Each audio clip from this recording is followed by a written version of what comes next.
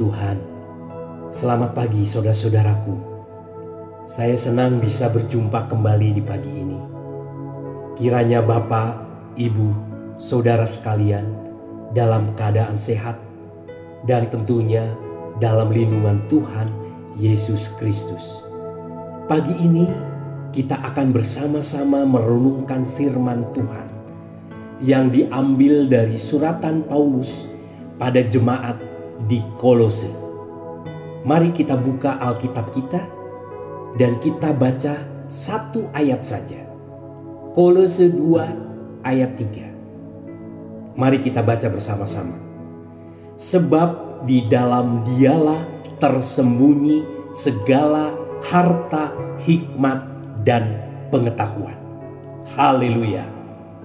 Saudara, kalau kita baca pada ayat 1 sebelumnya, karena aku mau supaya kamu tahu betapa beratnya perjuangan yang kulakukan untuk kamu dan untuk mereka yang di Laodikia dan untuk semuanya yang belum mengenal aku pribadi. Maka sangat jelaslah kita bisa mengamati kepedulian Rasul Paulus yang besar terhadap jemaat di Kolose dan jemaat-jemaat lain yang tidak dikenalnya secara pribadi. Rasul Paulus memang belum pernah ke Kolose dan jemaat yang ditanam di sana bukanlah hasil pekerjaannya. Akan tetapi ia benar-benar memperhatikan jemaat itu dengan sama lembutnya, seperti seolah-olah itu satu-satunya jemaat yang menjadi tanggung jawabnya. Saudara, apa yang diinginkan Rasul Paulus untuk mereka? Kalau kita baca di ayat yang kedua, supaya hati mereka terhibur dan mereka bersatu dalam kasih. Kesejahteraan rohani merekalah yang dicemaskan Paulus.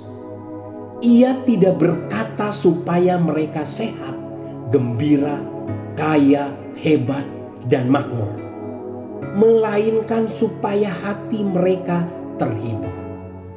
Perhatikanlah, kesejahteraan jiwa adalah kesejahteraan yang terbaik dan yang harus betul-betul kita perhatikan untuk diri kita sendiri dan orang lain.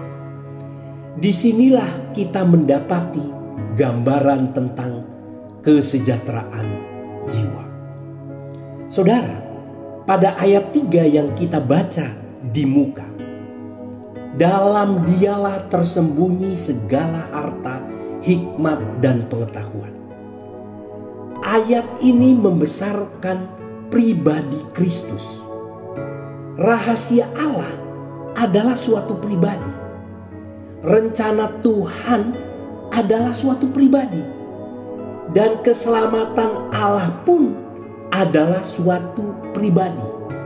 Bukannya pengetahuan atau usaha manusia.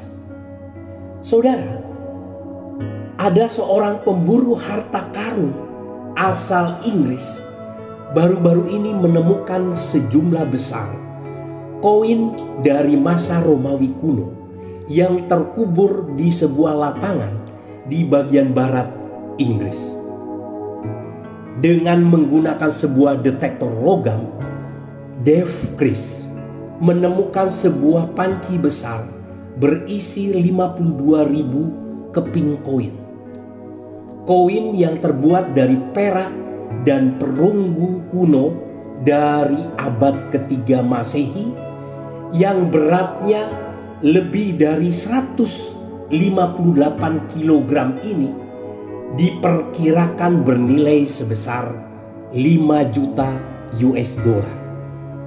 Saudara, harta yang ditemukan Chris mungkin membuat kita bermimpi untuk menemukan kekayaan yang serupa.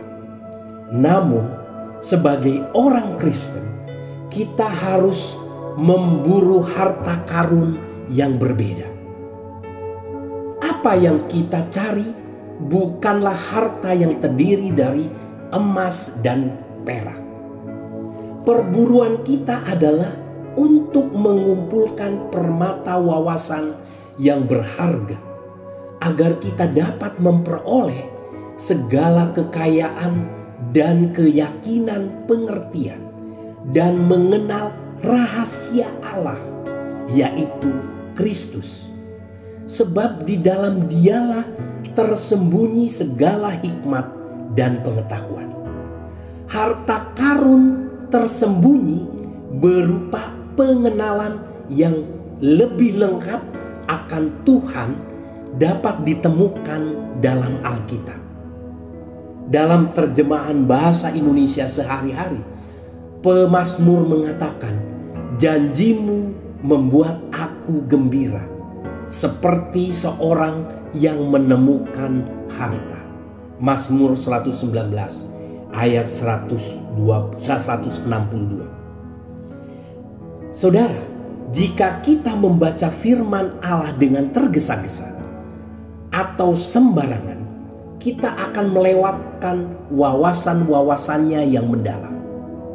Kebenaran demi kebenaran ini harus dicari dengan sungguh-sungguh, seperti halnya seseorang yang teliti mencari harta karun yang terpendam. Apakah Anda sangat ingin menemukan segala harta karun yang tersimpan di dalam kitab suci? Mulailah menggali. Amin. Mari kita tutup di dalam doa.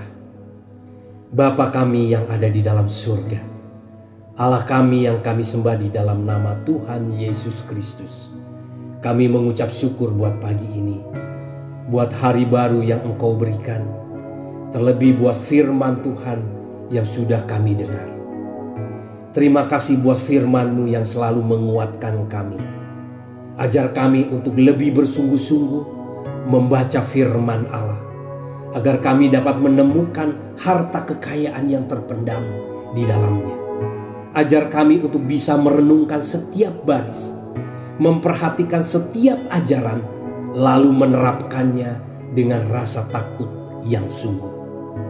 Segala aktivitas yang akan kami lakukan sepanjang hari ini, kami serahkan sepenuhnya ke dalam pimpinan-Mu.